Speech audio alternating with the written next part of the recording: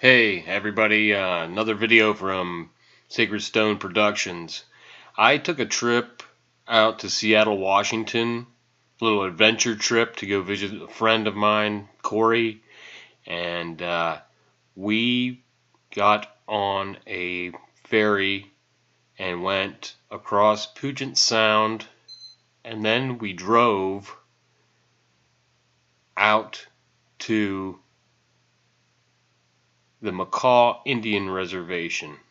Now, these Native Americans have lived here for thousands of years, and of course our government forced them, along with all other native tribes, onto reservations. So this is their land, and we're going to take a hike here in a few minutes down to Cape Flattery, which is the northernmost part of the United States, the lower 48.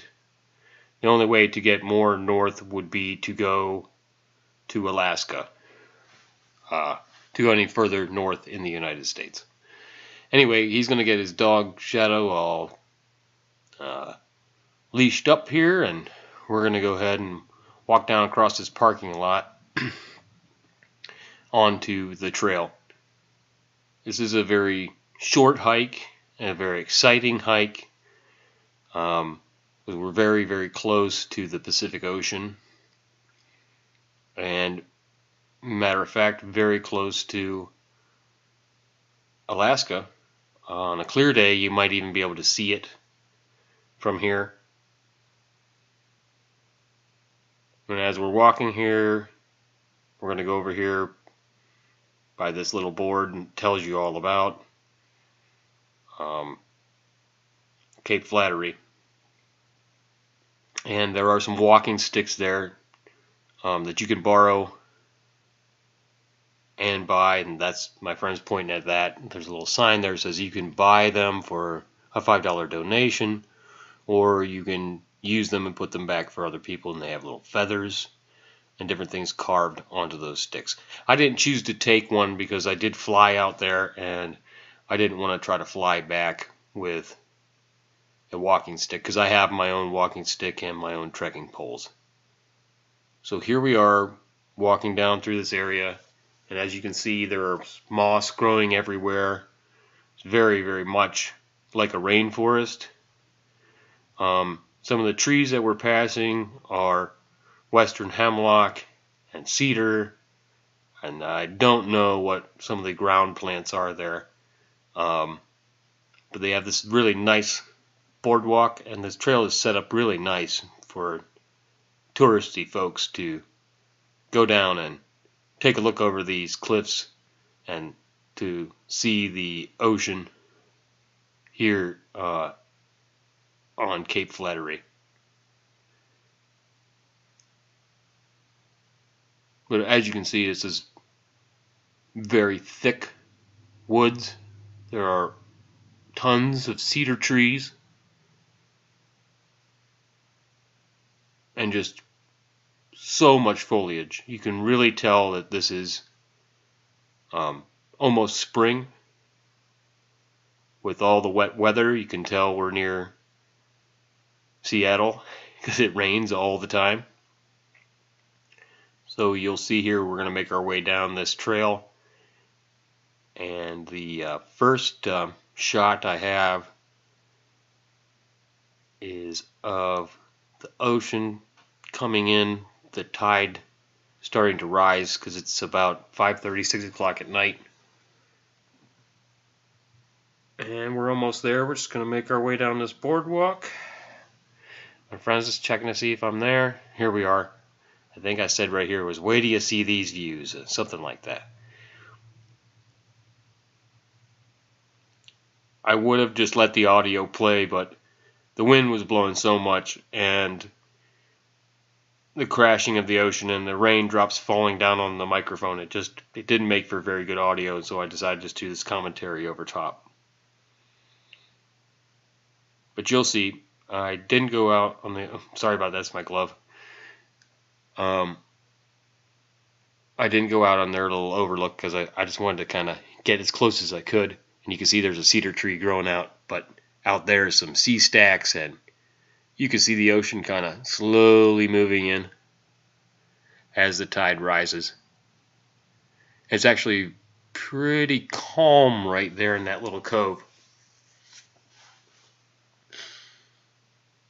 But those big rocks out there, those are sea stacks, and you'll see those all around the coast of Washington if you ever make your way out there.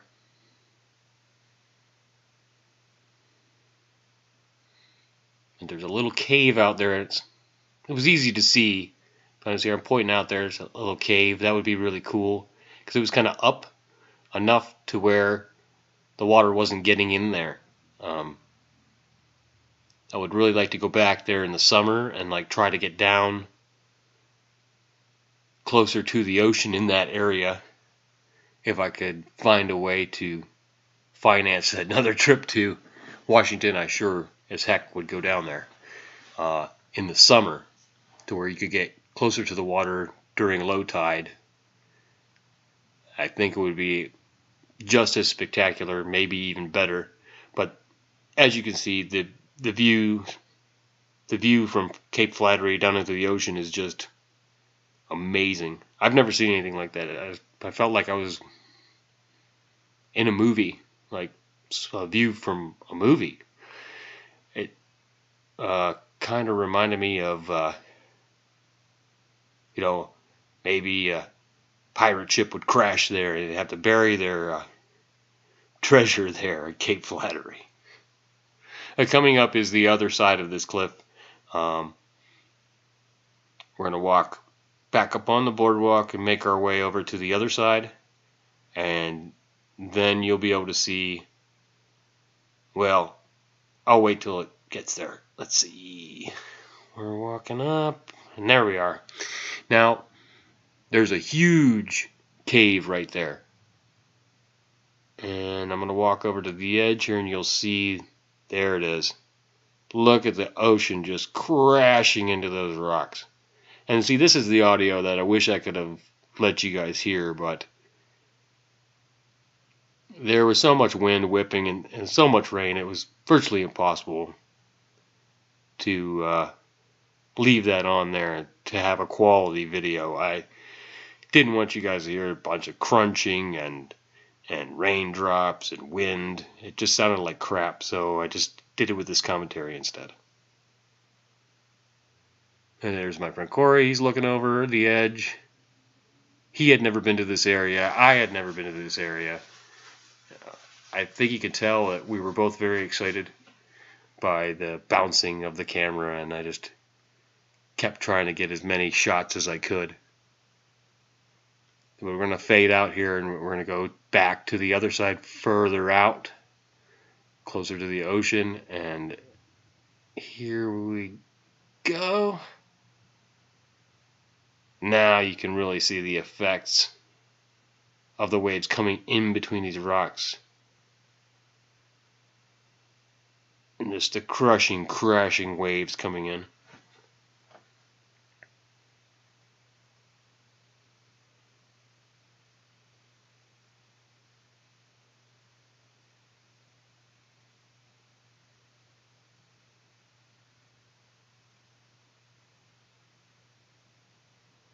Here's another shot.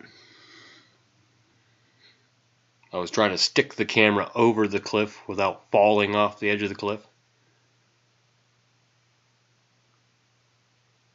Amazing and beautiful, the power of nature.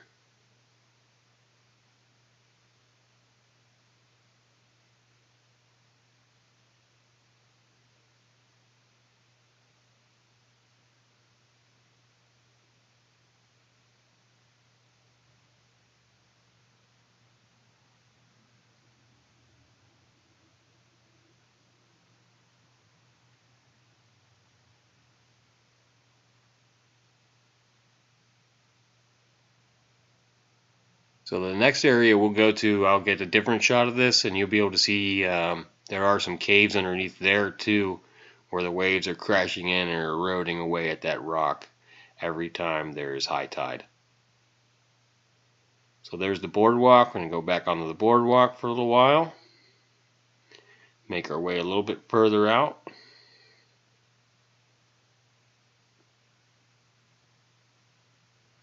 And here's a different shot. Same area, different shot.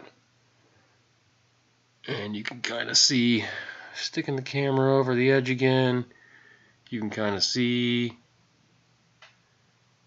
the waves crashing in, and there I am. Hello? All faded.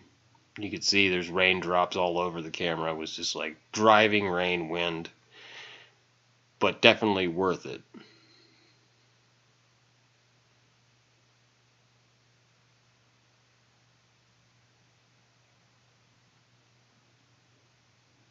Like that's hard to see there. We actually saw some birds flying there. There was a bald eagle and a falcon, but I didn't get that in the shot. It was just, as you can see, there's just raindrops, new raindrops all over the camera, all over the lens.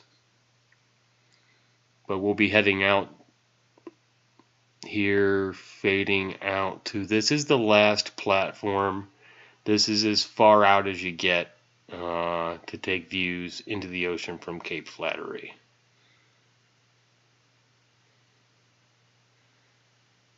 There's a lighthouse out there, but you really can't see that because obviously it wasn't a clear day. Like I said, driving rain and wind.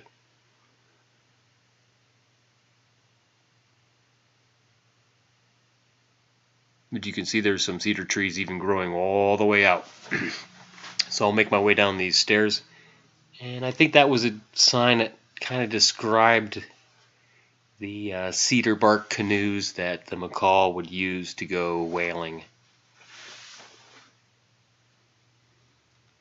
So I'll make my way around this corner, and I almost run into my friend and his dog. He's coming around the other end. I guess, adventurous minds think alike. But anyway, we're out here all the way out to the very edge of Cape Flattery.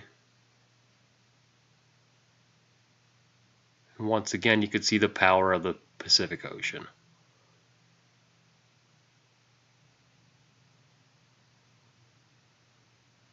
This is the first in a series of videos from Washington. Thanks for watching. This is Sacred Stone Productions. Like, share, subscribe, tell your friends to subscribe, and if you have a chance, if you ever have a chance, get out to the Makah Indian Reservation in Washington. Bye for now.